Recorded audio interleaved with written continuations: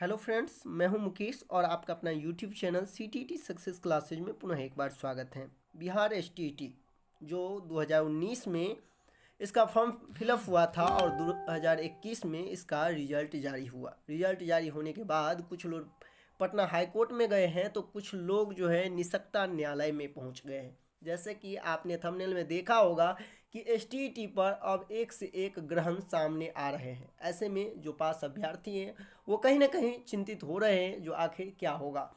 इसी बीच जैसे कि आप देख पा रहे हैं, जो न्यायालय राज्य आयुक्त निसक्तता बिहार के द्वारा एक नोटिस भी जारी कर दिया गया है और ये नोटिस बिहार विद्यालय परीक्षा समिति के जो नियंत्रक हैं उसे नोटिस जारी किया गया है। और आप देख सकते हैं यह मामला जो है वो अब निसक्ता न्यायालय में पहुंच चुका है, जिसकी सुनवाई भी होने वाली है। वो डेट भी आपको बताएंगे जो कब सुनवाई होने वाला है। और आप ये समझे कि अब एसटीईटी पर निसक्ता न्यायालय में केस भी हो चुका है। आप देख सकते हैं मामला क्या है। दिव्यांगजन अधिकार अधिनियम 2016 की धारा 82 के अंतर्गत ये नोटिस जारी किया गया है। आप देख सकते हैं, यदि हम बात करें तो मोहम्मद तरवेज आलम पिता, पूरे इसका एड्रेस देख सकते हैं। बनाम से जो है वो सचिव शिक्षा विभाग बिहार पटना और परीक्षा नियंत्रक बिहार विद्यालय परीक्षा समिति पर यह किया गया है। मामला भी आप देख सकते हैं, प्रकरण क्या है तो एसटीईटी 2019 परीक्षा में दिव्यांगजन अभ्यर्थियों को 40% अंकों पर उत्तीर्ण करने के संबंध में सबसे पहले ये लेटर कब जारी हुआ वो भी आप देख ले तो आप देख सकते हैं राज्य आयुक्त निसक्ता बिहार द्वारा ये लेटर जारी किया गया है। और ये लेटर जारी ये किया गया है कि नोटिस किया गया है कि आप जो वो कोर्ट है, कोर्ट में आपको पहुंचना होगा। मामला पूरा क्या है, चलिए हम वीडियो को पूरे शुरू से अंत तक इस वीडियो में जानते हैं मामला क्या है और पूरे हकीकत भी हम बताएंगे। और जो भी एसटीईटी पास अभ्यर्थी हैं उसे घबराने की भी ज़रूरत नहीं है। सिर्फ और सिर्फ इस मुद्दों पर अब उन्हें ध्यान देना होगा, उन्हें विचार करना होगा, क्योंकि बहुत सारे ऐसे कैंडिडेट हैं स्टेट पास जिन्हें इस चीज़ के बारे में जानकारी नहीं है। तो ये जानकारी सबसे पहले इस चैनल के माध्यम से आपको दी जाती है कि आप सजग हो जाए। यदि आप समय सजग नहीं होते हैं तो आपका एसटीईटी का रिजल्ट पर कहीं ना कहीं बिहार शिक्षक नियोजन की तरह ग्रहण लग सकता है। तो चलिए हम जानते हैं पूरा मामला क्या है। मामला ये है कि आपने देखा होगा जो एसटीईटी का नोटिफिकेशन जारी हुआ था उसमें अनुसूचित जाति, अनुसूचित जनजाति, अन्य पिछड़ा वर्ग और दिव्यांग को 45% अंकों पर उत्तीर्ण किया गया था। लेकिन रिजल्ट जारी होने के बाद दिव्यांगजनों ने इसको लेकर निसक्ता न्यायालय पहुंच गया और उन्होंने यह मांग कर दी कि 40% अंकों पर उन्हें उत्तीर्ण किया जाए। ये मांग इसलिए किया गया कि विगत 2017 में बिहार टीटी का आयोजन किया गया था जिसमें जनरल कैटेगरी को 60% अंक लाने थे और जो निसक्त अभ्यर्थी थे अर्थात विकलांग कैंडिडेट थे उन्हें 10% का छूट दिया गया, अर्थात उन्हें 50% पर ही पास माना गया। और इसी को आधार लेकर अब उन्होंने यह मांग कर दी कि जब 2017 के टीटी में 10% का आरक्षण दिया गया तो फिर 10% आरक्षण एसटीटी में क्यों नहीं। इसको लेकर वो जब न्यायालय पहुंचे तो न्यायालय ने उपरोक्त इस बात को ध्यान में रखते हुए अब जो बिहार विद्यालय परीक्षा समिति के जो परीक्षा नियंत्रक हैं उन्हें नोटिस किया है। और आप देख सकते हैं उपरोक्त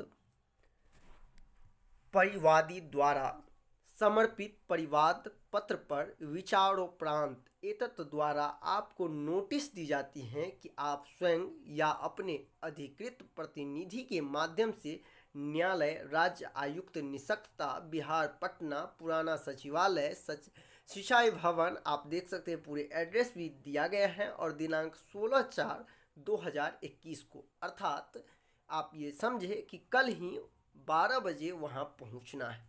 ऐसे में अब शिक्षा विभाग द्वारा इस पर क्या कुछ प्रतिक्रिया दी जा रही है, क्या कुछ दस्तावेज सौंपे जा रहे हैं। वैसे यदि दस्तावेज की बात करें तो जो नोटिफिकेशन मूल जारी किया गया है उसमें यह स्पष्ट कर दिया गया है कि दिव्यांगजन को 45% लाना होगा। ऐसे में जब नोटिफिकेशन जारी हो चुका था और जो दिव्यांगजन को उस समय आज से 2 वर्ष पहले जो नोटिफिकेशन जारी हुआ था उसी समय उन्हें चैलेंज करना चाहिए, परंतु ऐसा नहीं किया। जब कैंडिडेट फेल हो जाते हैं तब जा कर के उन्हें यह आंखें खुलती हैं और वो तब जा कर के निसक्ता न्यायालय पहुंचते हैं। मामला क्या है वो आप समझ गए होंगे।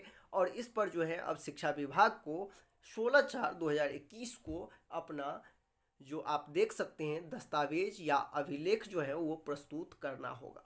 कहीं ना कहीं आप समझे कि एसटीईटी पर एक से एक जो अभ्यर्थी हैं वो आगे आ रहे हैं और अपनी अपनी समस्या को लेकर वो आगे जा रहे हैं। कोई पटना हाई कोर्ट पहुंच रहे हैं तो कोई दिव्यांगजन है जो अपनी न्यायालय का दरवाज़ा खटखटा रहे हैं। ऐसे में बिहार में कोई भी शिक्षक नियोजन प्रक्रिया आगे कैसे बढ़ेगी जब एक अभ्यर्थी अपने अपने अनुसार सभी लोग पटना हाई कोर्ट हो या जो भी न्यायालय हो पहुंच रहे हैं। ऐसे में कहीं ना कहीं सबसे बड़ा कारण यही है कि बिहार में जो भी शिक्षक नियोजन प्रक्रिया हो या कोई भी एग्जाम हो कहीं ना कहीं पटना हाई कोर्ट के इर्द गिर्द घूमते हुए रह जाते हैं और उनका भविष्य कहीं ना कहीं अधर में लटक जाते हैं। सोचिए जो परीक्षा 2019 में होना था वो एग्जाम का रिजल्ट 2021 में आया। यदि कुछ अभ्यर्थियों ने इसको जानबूझकर नहीं लटकाया होता या शिक्षा विभाग जो है इस पर पूरे साफ से किया होता तो आज दूसरा भी एसटीईटी हो गया होता। अफसोस इस बात की है कि पुनः एक बार फिर एसटीईटी पर ग्रहण लगना एक के बाद एक प्रारंभ हो चुका है। तो इसीलिए जो भी कैंडिडेट हैं वो कहीं ना कहीं सजग हो जाए और ये जाने ये देखे कि आखिर सत्यता क्या है, सत्य क्या है। और ऐसा नहीं हो कि आप अपने स्वार्थ के कारण किसी भी मुद्दों को लेकर आप हाई कोर्ट हो या किसी अन्य न्यायालय आप पहुँचे और कहीं ना कहीं जो आगे बढ़ रही शिक्षक नियोजन की प्रक्रिया हो चाहे जो भी प्रक्रिया हो उसे आप बाधा डालें। आपने देखा होगा कि बिहार प्रारंभिक शिक्षक नियोजन जो 94,000 है उसमें प्रत्येक नियोजन इकाई द्वारा 4% का क्षैतिज आरक्षण दी गई है, लेकिन फिर भी पटना हाई कोर्ट द्वारा उसी केस को के तहत 94,000 शिक्षकों की नियुक्ति प्रक्रिया जो है वो बाधित है। आपने देखा जिस तरह से नोटिफिकेशन में ये क्लियर है तो अब इस तरह का मैटर उठना ही नहीं चाहिए। परंतु आपने देखा, आप डेट भी देख सकते हैं, पूरी डिटेल्स यहाँ दिया गया है और यह न्यायालय राज्य आयुक्त निसक्ता के द्वारा यह नोटिस जारी किया गया है। दोनों यानी शिक्षा सचिव जो बिहार पटना के हैं और परीक्षा नियंत्रक बिहार विद्यालय परीक्षा। अब सोचिए जब इन दोनों के पास इस तरह के अधिसूचना गए होंगे, ये सूचना गया होगा, तो हमारे जितने भी पदाधिकारी भी होंगे वो कहीं ना कहीं यह जरूर समझ गए होंगे कि अभ्यर्थी में आपसी तालमेल नहीं है और कहीं ना कहीं इसका फ़ायदा उठा करके चाहे वो शिक्षक नियोजन की प्रक्रिया प्राथमिक की हो या माध्यमिक की हो, चाहे एसटीईटी उत्तीर्ण अभ्यर्थियों की बहाली की हो, इसीलिए कोई भी कार्य जो है आपका तेज़ी से नहीं हो पाता है, जिसका मुख्य रीज़न यही है।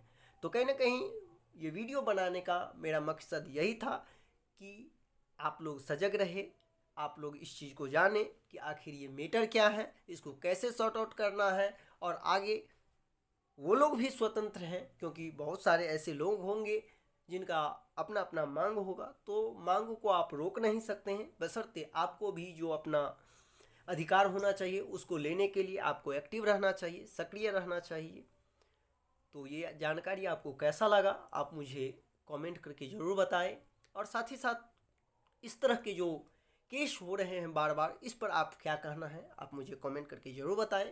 और इसी तरह लेटेस्ट इन्फॉर्मेशन पाने के लिए आप हमारे इस चैनल को CTET सक्सेस क्लासेज को सब्सक्राइब अवश्य कर लें। साथ ही साथ इस वीडियो को अपने अन्य दोस्तों के साथ ज़रूर शेयर करें जिससे कि उन्हें भी ये पता चल सके कि इस मामलों पर जो है अब ये मामला जो एसटीईटी का है वो न्यायालय राज्य आयुक्त निसक्ता के पास पहुंच गया है। ऐसे में बहुत ज़रूरी है कि शिक्षा विभाग के द्वारा जो है एक अच्छे तरीके से जो इसका दस्तावेज भेजा जाए और जिसके लिए सिर्फ एक दस्तावेज काफ़ी है। जो एसटीईटी का जो नोटिफिकेशन जारी हुआ है वो, और सिर्फ एक ही तथ्य यहाँ बहुत ही पारदर्शिता के साथ कहा जा सकता है कि जब नोटिफिकेशन जारी किया गया था उसी समय इस नोटिफिकेशन पर चैलेंज करना चाहिए, लेकिन रिजल्ट आने के बाद जो चैलेंज कर रहे हैं तो कहीं ना कहीं इस पर सवाल उठना भी लाजमी है। क्योंकि रिजल्ट आने के बाद जब कैंडिडेट का रिजल्ट नहीं होता है तब जा कर के फिर उस नोटिफिकेशन पर चैलेंज किया जाए, उस नोटिफिकेशन को लेकर